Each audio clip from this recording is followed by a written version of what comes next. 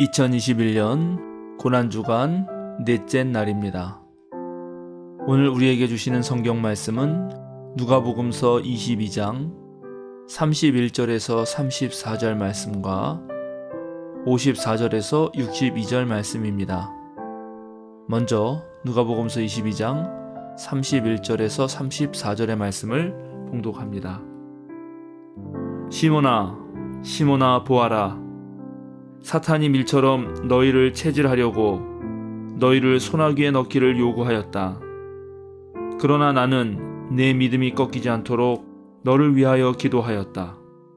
내가 다시 돌아올 때에는 내 형제를 굳세게 하여라. 베드로가 예수께 말하였다. 주님, 나는 감옥에도 죽는 자리에도 주님과 함께 갈 각오가 되어 있습니다. 그러나 예수께서 말씀하셨다. 베드로야, 내가 네게 말한다. 오늘 닭이 울기 전에 네가 3번 나를 모른다고 할 것이다. 누가복음서 22장 54절에서 62절의 말씀입니다. 그들은 예수를 붙잡아서 끌고 대제사장의 집으로 데리고 갔다. 그런데 베드로는 멀찍이 떨어져서 뒤따라갔다. 사람들이 뜰 한가운데 불을 피워놓고 둘러앉아 있는데 베드로도 그들 가운데 끼어 앉아 있었다. 그때 한 하녀가 베드로가 불빛을 안고 앉아 있는 것을 보고 그를 빤히 노려보고 말하였다. 이 사람도 그와 함께 있었어요. 그러나 베드로는 그것을 부인하여 이렇게 말하였다. 여보시오, 나는 그를 모르오. 조금 뒤에 다른 사람이 베드로를 보고서 말했다. 당신도 그들과 한패요. 그러나 베드로는 이 사람아, 나는 아니란 말이요 하고 말하였다. 그리고 1시간쯤 지났을 때 또 다른 사람이 강경하게 주장하였다. 틀림없이 이 사람도 그와 함께 있었소. 이 사람은 갈릴리 사람이니까요. 그러나 베드로는 이렇게 말하였다. 여보시오, 나는 당신이 무슨 소리를 하는지 모르겠소. 베드로가 아직 말을 채 끝내기도 전에 곧 닭이 울었다. 주님께서 돌아서서 베드로를 똑바로 보셨다. 베드로는 주님께서 자기에게 오늘 닭이 울기 전에 네가 3번 나를 모른다고 할 것이다 하신 그 말씀이 생각났다. 그리하여 그는 바깥으로 나가서 비통하게 울었다. 오늘은 보통 세종 목요일이라고 부르는 날입니다. 이 날은 제자들이 유월절 만찬을 준비하였고 예수님은 이 유월절 만찬을 자신의 몸을 내어주고 새로운 언약을 세우는 새 공동체의 만찬으로 바꾸십니다. 그리고 요한복음서에서 예수님께서 제자들의 발을 씻겨주시는 날도 바로 이 날입니다. 그러나 우리가 계속 보아왔듯이 이날 유다는 예수님을 팔아넘기기 위해 공동체를 떠납니다.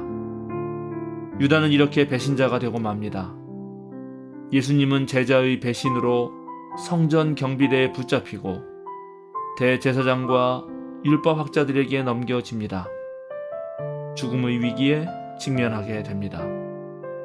이럴 때 함께 했던 제자들이 도와야 하는데 예수님이 체포되었을 때 모두 뿔뿔이 흩어지고 맙니다. 그런데 이야기는 여기에서 끝나지 않습니다. 그나마 예수를 누구보다 사랑했던 한 사람, 베드로는 잡혀가는 예수님을 몰래 따라갑니다. 차마 자신마저 예수님을 버리고 갈 수 없었기 때문입니다. 그런데 믿었던 베드로조차도 예수님을 모른다고 부인하게 됩니다.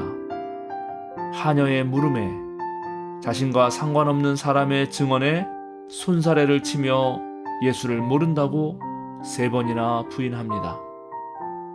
예수님께서 고난당하실 때 진정으로 도움이 필요한 순간에 그리고 용기가 요구되는 상황에서 제자들은 모두 실패하고 맙니다.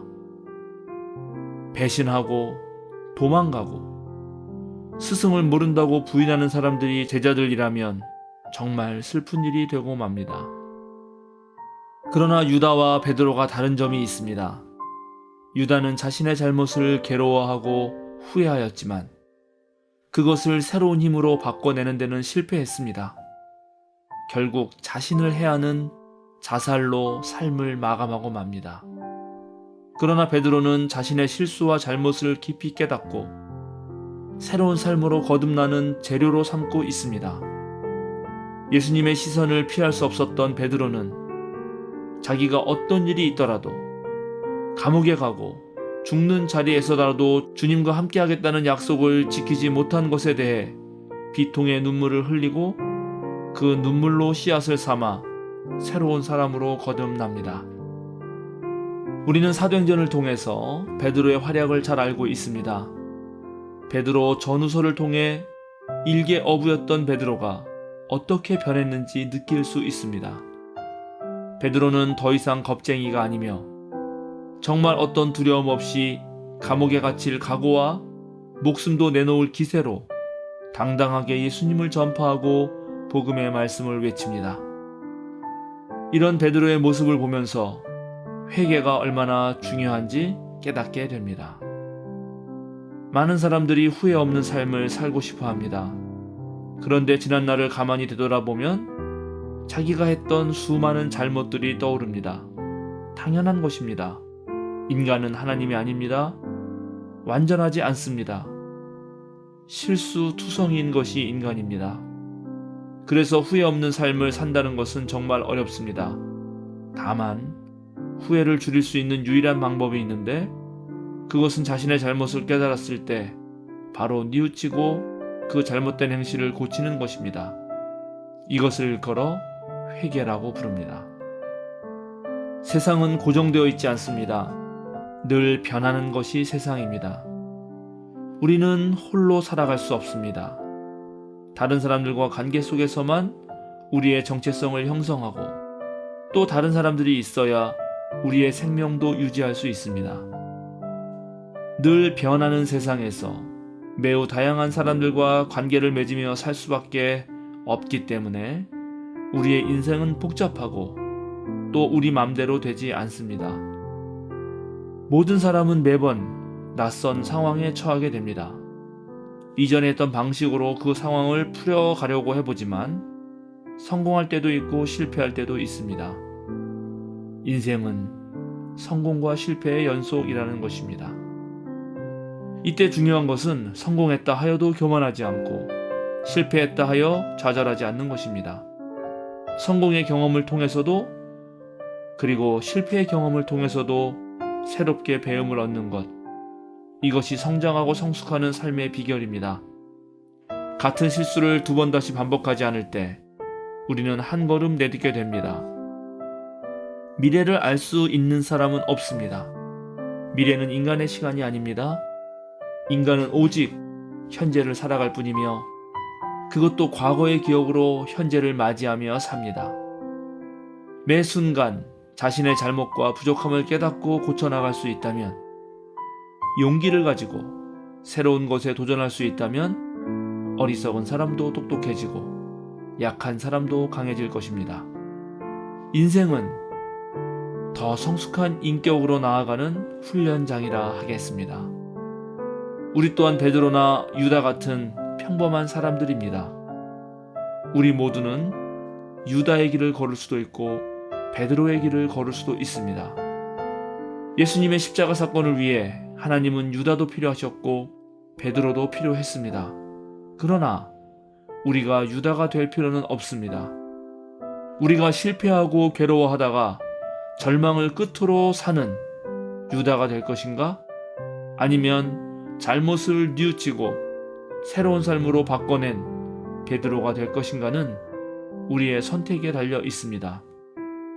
자신의 잘못에 자책하는 일로 시간을 보내지 마시고 인간은 누구나 실수한다는 사실을 명심하여 그것을 계속 고쳐 나가시는 여러분 되시기 바랍니다. 남과 자신을 비교하지 말고 오히려 자신의 과거와 현재의 나를 비교하여 내가 발전하였는가? 지금도 여전히 같은 실수를 반복하고 있는가를 살펴서 매일 새롭게 거듭나는 여러분 되십시오. 자신을 고쳐 나가는 데 게으르지 마십시오. 여러분이 진정으로 회개할 수 있다면, 뉘우쳐 고칠 수 있다면 죽음의 그늘진 곳에서 햇빛이 비칠 것이고 십자가 죽음도 부활의 영광으로 바뀔 것입니다. 오늘도 함께 기도할 기도 제목을 나누겠습니다. 아침에는 우리가 늘 깨어 있어 하나님과 함께하고 예수님과 동행하는 삶을 살도록 기도하시기 바랍니다. 한낮에는 우리 생명사랑교회의 각 소모임들과 자치회들이 더욱 부흥하고 또 코로나 상황에서도 서로 사랑하면서 성령의 친교를 나눌 수 있도록 기도해 주시기 바랍니다. 저녁에는 쉬운 해고와 불안정한 노동에 시달리는 이 땅의 수많은 비정규직 노동자들을 위해서 여러분 함께 기도해 주시면 고맙겠습니다. 감사합니다.